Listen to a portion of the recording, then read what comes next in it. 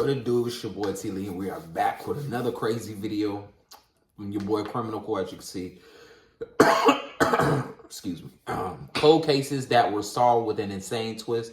Documentary, I guess. Yeah, this is a new page that I'm reacting to. So let me know in the comments if y'all like it. I'm gonna see if I'm digging in and stuff. If it's trash, I might not react to it no more. But if it's good, I will keep it going. Let me know in the comments what y'all think at the end of this. 33-year-old Janelle Melton lived in Neptune City, New Jersey in 2009. She had an apartment in the Brighton Arms apartment complex. Janelle worked as a social studies teacher at Red Bank Middle School in New Jersey. She had a passion for history and knew how to get her students into it. On September 14th of 2009, Janelle still had not shown up for school by 8 a.m. It was an important day as she had a guest speaker lined up for her students. The school secretary asked Janelle's estranged husband, Michael Melton, to go check on her at her apartment. Janelle met Michael after college. He said he used to flirt with her a bit. They started dating and got married in Jamaica in August of 2003. They both became teachers at Red Bank Middle School. The marriage was good for about 3 years. Michael said he wasn't used to so much affection or having someone love him so much. He had started a basketball company and was gone a lot. Michael eventually filed for divorce. Janelle became comfortable having her own space. Damn. They were still cordial and spoke on the phone every day. That's weird. When Michael received the phone call from the school secretary that Janelle did not show up for work, he immediately drove to her apartment. He saw Janelle's car in the driveway. He entered the house and called out her name. He walked into her bedroom and saw her on the floor. Janelle had her nightgown on, and Michael saw what looked like blood on it. Oh, my bad, y'all. It appeared to him that she had fallen while she was putting her makeup on. He called 911. Michael said he remembered asking Janelle what she had done. He thought that perhaps she could not handle the separation and had harmed herself. The paramedics arrived at Janelle's apartment around 9:20 a.m. They immediately determined that she was not alive anymore. Investigators found that Janelle had been beaten and tortured over a period of time, probably to get information from her. She had been shot in the head twice and stabbed 5 times.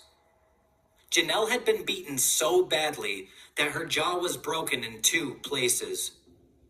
Investigators believed at least 2 people were responsible due to the brutality of the slaying. The kitchen window was the point of entry. There was a footprint impression on the chair below the window inside of the apartment. The kitchen had been ransacked. The cabinets were opened, and it appeared as if someone had been searching through the cereal boxes. It is believed that Janelle's life was taken during the night of September 13th in her bedroom. Investigators found a frayed piece of duct tape, which probably was used as some kind of binding. The duct tape had blood on it, and there were latex gloves found near Janelle's body. This crazy. The evidence was collected and stored so that it could be used later. Michael was interviewed by the police, as he was the one that first found her body. Police first tried to collect any information about his relationship with Janelle. Michael admitted that they were still sometimes having relations. He spoke to Michael's friend. His phone records didn't put him anywhere near Janelle's apartment on the night of the crime. Michael also consented to a DNA swab. 2 days after Janelle's slaying, a newspaper article came out. In the article, it said Michael was her estranged husband and Janelle was found slain in her home. The article also mentioned that the divorce was to be finalized on October 6th. Michael realized that people thought he was responsible for taking her life. Michael said everyone turned on him. Janelle's family and their colleagues all believed he was responsible. Michael's friend was an attorney. He agreed to defend him pro bono. He was told not to speak to anyone. When Michael returned back to work, he had a memo on his desk saying he could not teach anymore or have any contact with students. Michael met the school officials with his attorney. It was recommended to him that he take a desk job while the investigation was ongoing. On November 10th Was it of true? 2009, Was it true? 2 months after Janelle's body was found, the DNA came back from on the duct tape. The duct tape had Michael's DNA on it. Janelle's DNA... What did I say? Everything that's done in the dark, you can't... Oh my God. was also found on it from the blood that was left behind. The police believed that Janelle had been duct taped to a chair before the attack. Michael claimed that the tape had been stuck to his shoe when he found Janelle, so he used his hands to pull it off, and that was why his DNA was on it. Realizing no one believed that he was innocent, Michael turned to alcohol and even contemplated taking his own life. There was also DNA found on the pink lighter, Yeah, he did. but it unfortunately came back as inconclusive. All of the evidence was transferred to the New York City Medical Examiner's Office for additional analysis. A few months after Janelle's slaying, investigators were still receiving tips. One neighbor believed he had heard a loud noise. One woman said her dogs were awoken by the noise. A tall black male that did not live in the complex was spotted near the apartment acting suspiciously. Many people close to Janelle were angry that these neighbors had been sitting on this information for months. On December 3rd of 2012, 3 years after the crime, the police learned that they had a DNA match from the lighter. Who was it? It came back as belonging to Gregory Jean-Baptiste, a Bloods gang member. He was then questioned by the police. Baptiste said that he had never seen Janelle before and had never been at her apartment. The police went in circles with Baptiste as he would not confess to anything. After 27 minutes, he refused to talk anymore. Michael reached out to a friend to help clear his name. The friend went out to talk to people in the area. The friend actually got crucial information, and Michael told police about what he had heard. Apparently, gang members were looking for a drug dealer named David James, aka Munch. David lived directly next to Janelle. Okay. It was rumored that David had $15,000 in a freezer. His girlfriend was overheard by these people talking about drugs at a party. They ended up at the wrong apartment and assumed Janelle was the girlfriend of David. Damn. Investigators then went out searching for anyone who would talk. So it wasn't Michael whole time. This was a whole, like, wrong person. And she was there at the wrong time. Damn. Well, she was in her house. Finally, an informant gave them 3 names. A 4th person, a woman, was their getaway driver. The men were identified as Ebenezer Bird, Gregory Jean-Baptiste, and Jerry Spalding. All 3 were part of the Bloods gang. The woman was later identified as Elizabeth Pinto, a former girlfriend of Ebenezer Bird.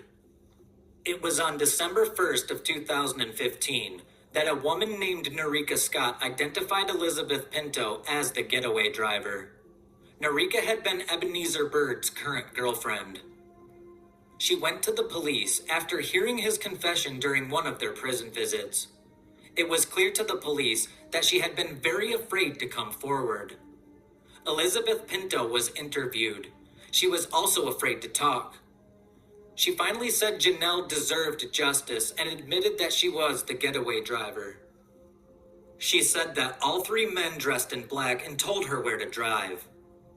Pinto was shown photos of all 3 men and she was able to identify them by name. She said she did not know where she was driving to. She agreed to show where she had dropped them off. She pled guilty to conspiracy and agreed to testify against all 3 men. Pinto was also able to tell the police that all 3 men had put on latex gloves. Pinto dropped them off nearby and watched them walk across the street towards the apartment. I ran a survey asking people what is their number one favorite fragrance. But the husband shouldn't have touched anything. That's, you know what I'm saying? Because, you know, like, he almost went to jail by just going in there. But I can't blame him. You know what I'm saying? That's probably was his first instinct. He walking into his wife, well, ex-wife, about to be divorced, dead and stuff. Like, on March 23rd of 2016, all three men were charged with taking Janelle's life, second-degree robbery, conspiracy, and unlawful weapons charges. They all maintained their innocence. damn. The trial began on January 17th of 2019. Elizabeth Pinto was the star witness for the prosecution. The defense argued that Michael was the real culprit. The defense claimed that there was still a lot of evidence that had not been tested. The prosecutors believed that Janelle was home alone on September 13th of 2009. Elizabeth Pinto went to the home of Bird's mom and found all three men there. They had her drive them over to the Brighton Arms apartments. Baptiste went in through the window and dropped his lighter. He then opened the sliding door to let the others in. Janelle was in her bedroom. Before the attack, they taped her to a chair. They were searching for the money and drugs, but realized that they were in the wrong apartment. They shot Janelle, probably so she would not identify them. The phone records of all three men placed them at Janelle's apartment. They were all found guilty of taking Janelle's life, robbery, conspiracy, and weapons charges. That's crazy. A fourth man, James Fair, was also found guilty of conspiracy to commit burglary. He had been the one to spread the word that David kept his money in the freezer. They were all sentenced to life in prison. Elizabeth Pinto pled guilty to conspiracy and was sentenced to probation. Their crime spree, which spans over 28 years, is over, said Superior Court Judge Joseph W. Oxley. James Fair is serving an 82-year sentence from unrelated charges. One of Melton's sisters, Connie Sadler, told the judge about the victim's dedication to her profession and her students. Janelle was not just a teacher by profession, Connie said. It was her mission. I believe Janelle knew that teaching was her calling from God. Janelle wanted to do more than inspire students academically. She wanted to make a real and lasting impact in their hearts and their lives. What the three men did And to her think sister... about it, she probably was teaching a bunch of kids and stuff and, you know, trying to, you know, keep them out of trouble and everything. And here go trouble finding her. It's a heinous and demonic act, Connie said.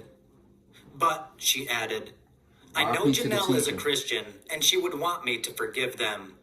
I pray for them, and I pray that God will have mercy on them. But every action has a consequence. Yep. Michael Melton went to rehab, and he is now focusing on his basketball spotlight company.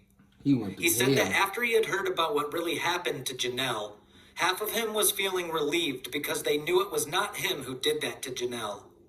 The other half is feeling heavily distraught because she lost her life over some money. Exactly. He said, now, my life is really not about me anymore. It's about working for the community and trying to help save people's lives. That's good to hear. That's what gives me the peace and motivation I have each day. I was given a second chance, so I have to do the best I can with the gift I've gotten. 51-year-old. I'm sad it ain't like Dr. Insanity where they be showing the live cams and all that. But we're going to work with what we got. We're going to work with what we got. Stephen Gendreau lived in Moyock, North Carolina in 2010. He had two daughters, Stephanie and Christina. Paul had been married several times. He was a retired Navy chief. Before retiring from the Navy, Paul earned the ranking of Grand Master Chief. Paul's brother Mike described him as a stand-up guy and had many close friends and family members. His wife at the time was Letitia Gendreau. They met in 2002 at a kickboxing class. Letitia was 29 years old, a competitive bodybuilder, and an accomplished sportswoman. She even won the National American Sports Federation's North Carolina Bodybuilding Championship in June of 2010. Letitia worked in human resources at a I made that children's face too because hospital I'm in like, what's Norfolk, gonna happen? Virginia. Letitia was described as very shy, but Paul really wanted to get to know her. He proposed that they become workout partners, and the relationship seemed to blossom. Paul had been married when he first met Letitia, but he was just waiting for his divorce to be finalized. Paul and Letitia were an unlikely pair, and the complete opposites of each other. Paul was outgoing, and Letitia was quiet and shy. After a few months of dating, Paul asked Letitia to move in with him. In May of 2003, Paul's divorce was finalized, and a month later, he married Letitia. They were described as happy and affectionate with one another. In 2009, Letitia started working for Blackwater Airlines and continued to train for her bodybuilding competitions.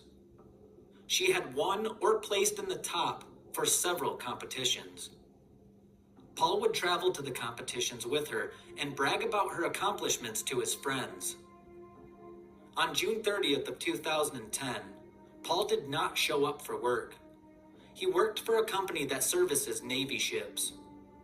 He usually came into work around 5:30 a.m. and had been working on an important presentation. Around 7:45 a.m., Paul's coworkers reported him missing. Paul led a very punctual life, so his coworkers were immediately concerned. Deputy Sheriff Lisa Starcher from the Currituck County Sheriff's Office drove out to the Jandreau home to perform a welfare check. Starcher arrived at Paul's Brumsey Landing home. There were multiple cars spotted in the driveway, but no one answered the door. Paul's co-workers contacted Letitia through her workplace to see if she knew where he was. Letitia said she did not, and left work to meet with the deputy. Letitia allowed the deputy into the house. She explained that she and Paul slept in separate bedrooms due to the noise of Paul's CPAP machine. But when she entered Paul's bedroom, the machine was gone. Letitia explained that they had an open relationship and were both seeing other people. Letitia said Paul most likely just left on his own to stay with one of these other women. But after a few days of back and forth and no news of Paul's whereabouts, the authorities determined some foul play was involved. Paul's co-workers came to the same conclusion. They went out looking for him and handed out missing persons flyers. It was clear that everyone respected and loved Paul. On July 1st of 2010, the police were notified that Paul's phone had pinged off a tower in Elizabeth City about 30 minutes from his house. The police canvassed nearby hotels and learned that Paul may have been spotted at a Hampton Inn. The manager of the hotel was shown Paul's photo and said that she saw him the night before and that morning. She said that Paul was acting odd. However, this turned out to be a case of mistaken identity. Paul had not registered at the hotel and he was not seen on any of the surveillance cameras. Later that same day, a construction worker found Paul's phone in the parking lot of an elementary school in Elizabeth City. The construction worker had called Paul's brother, Mike Jandreau, who said that his brother was missing. The construction worker then turned Paul's phone into the Elizabeth City Police Department. The police continued to canvass the area near the elementary school. A utility worker also claimed to have spotted Paul walking down the street. However, the police were sure that it was a case of mistaken identity, which they would later be right about. Still on July 1st, the police received a 911 call from one of Paul and Letitia's neighbors. They had spotted Letitia and an unknown man moving furniture from the house. The man was later identified as Letitia's brother, 39-year-old Eugene Askew. This getting a little When spicy. the police arrived, they told Letitia to move the furniture back into the house. She complied and said she was getting some new furniture and taking the old stuff to put in storage. Letitia and Paul's neighbors had also noticed that Letitia was putting things up on the windows to keep people from looking in. Letitia had used wrapping paper and frosting spray to cover up the windows. The neighbors and co-workers told the police that things in the Gendreau's marriage had taken a dark turn. Uh-oh. After trying to have a baby, Letitia had gotten pregnant with twins after going through several rounds of IVF. Letitia ended up losing the babies about 21 weeks into the pregnancy. Letitia had also said they were separating and both seeing other people. Paul's co-workers said that Paul had filed for divorce and wanted Letitia out of the house. 2 weeks before he disappeared, Paul had filed a report that someone had keyed his car. Paul kept his beloved Dodge Charger in pristine condition. The police learned that it had most likely been Letitia because the car had been kept in the garage. Letitia had mentioned this to the police, but never admitted to doing it. On July 2nd, Letitia agreed to turn over Paul's personal computer. But when the police went to the Gendreau's house, she wasn't there. The note on the door said, "Went to River's Edge. Call me on my cell. Thanks." However, Letitia did not answer her phone. Letitia ended up calling 911 to report that people were outside her house when she was not home. She told the dispatcher that she was in Chesapeake, Virginia. The dispatcher was able to trace the phone call from the Brumsey Landing home. Letitia was inside the house, and her behavior had become very odd. Yeah. Just after midnight on July 3rd, the police returned to the house with a search warrant. Letitia did not answer the door. The police found the garage door unlocked, but it was barricaded with heavy garbage. They were eventually able to make entry and found Letitia hiding in a closet covered by clothes. Letitia was read her rights and claimed she had been hiding because she was afraid that people thought that she did something to Paul. She kept her head in her hands and would not make eye contact. While Letitia was being questioned, other detectives were searching the house. In a twist, in the master bedroom where Paul slept, the police found blood spatter, a bullet hole in the wall, and a bullet skid mark under a rug. The rug had been glued to the floor. In the garage, the police discovered a blue tote. A shower curtain was taped over the top of the tote. After removing the shower curtain, the police were hit with the smell of decomposition. Paul's body was recovered under several layers of plastic, tape, and kitty litter. He was shot with a .45 caliber handgun 5 times, once each in the abdomen, chest, thigh, neck, and hand. Paul had about 12 lacerations to his head that were consistent with being struck by a blunt object, such as a pistol. His cell phone was missing from the residence. Officers discovered an assortment of cleaning supplies in the residence and reported that the primary bedroom's hardwood floor looked like it had been scrubbed. The officers also confiscated spent bullets. Hey man, be safe out here. You better know who you date. The scene. Keep God in They your life. also confiscated That's who duct your tape, relationship supposed to be caulking, with. and Then you plastic find wrap somebody among that's other connected items with you, from the that's kitchen. connected with God. Letitia was confronted about what they It just had be found. She then spun a story about how she had hired several men in Elizabeth City to beat up Paul. She said she met random men on the street in Elizabeth City and said that Paul was mistreating her. The police did not believe Letitia and they arrested her. In yet another twist, there she go. after spending about a day in jail, Letitia said she wanted to talk.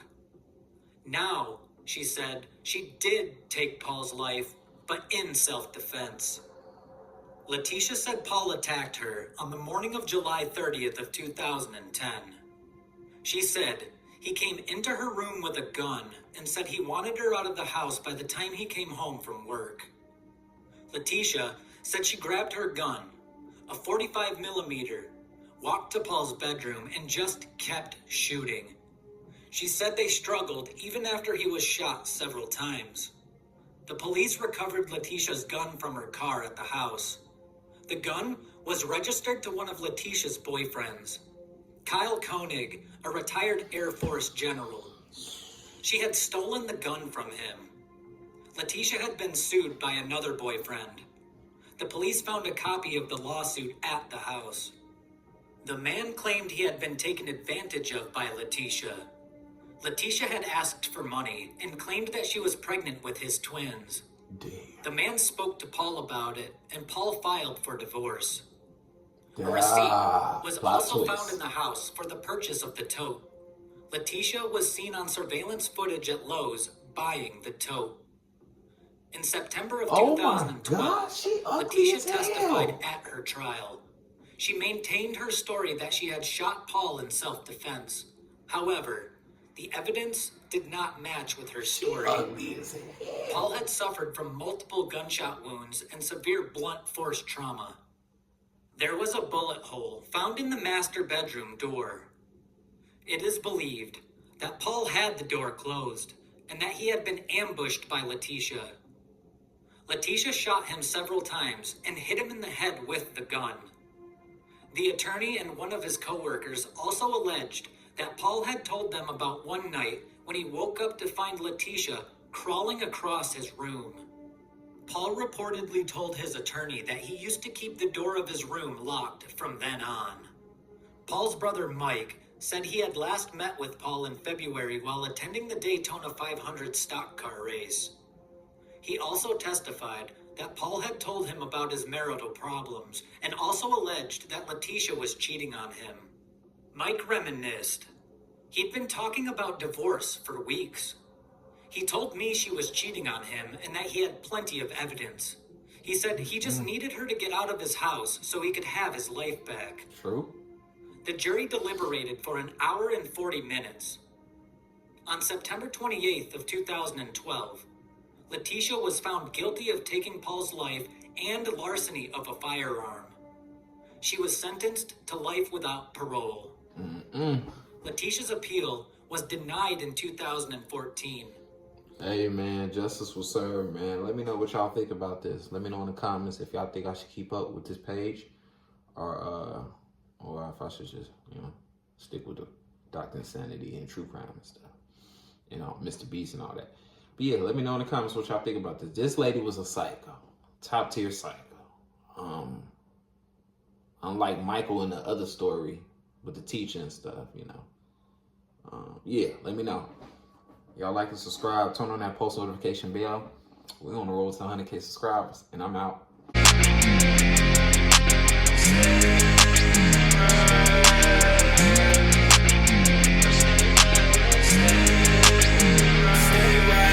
What you gonna do now?